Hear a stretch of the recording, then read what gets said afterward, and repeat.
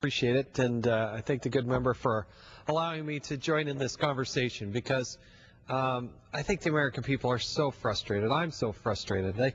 Here we have the greatest opportunity, the greatest country on the face of the planet, and yet we see this excessive spending. We see these taxes that will continue to grow and really, I think, take away our freedom, our liberty, our ability to grow as a country and individually as families and as people, and then borrow so much.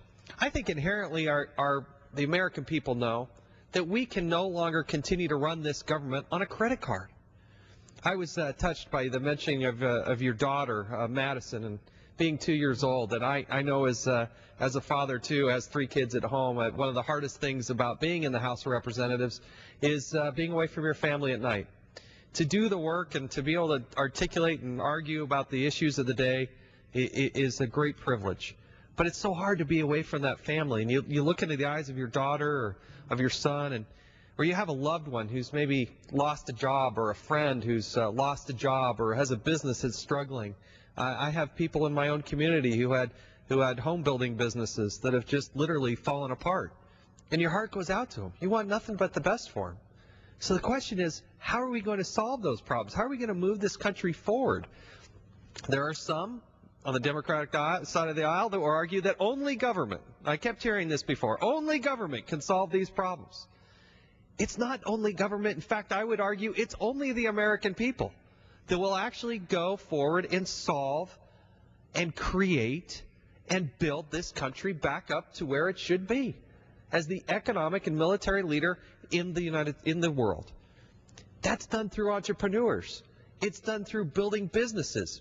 I was so satisfied to see, actually I felt a bit of vindication when I saw the president stand up and make the case I've been making for a long, long time, that small businesses are the ones that are going to build jobs in this country, that small businesses are the ones that are drivers of this economy. And yet, that was the same argument that I used to say, look, the trillions of dollars that's going to be set aside for stimulus and bailouts and all that isn't going to drive our economy forward. The last stimulus bill that we had, the Republicans in the House of Representatives united. Not one of them voted in favor of it. It's because it expanded 106 federal programs, 33 new programs, and a whole host of other programs that got this money sprinkled across it. But it did nothing for the Madisons of the world, for my son Max and Ellis and Kate, and for Bertus Bills, the mayor of Payson, and even my brother's father-in-law, Bob Johnson in Topeka, Kansas, who owns a transmission shop. I can tell you, I had to talk to these people, look them in the eye, and convey to them that we weren't doing anything to help them.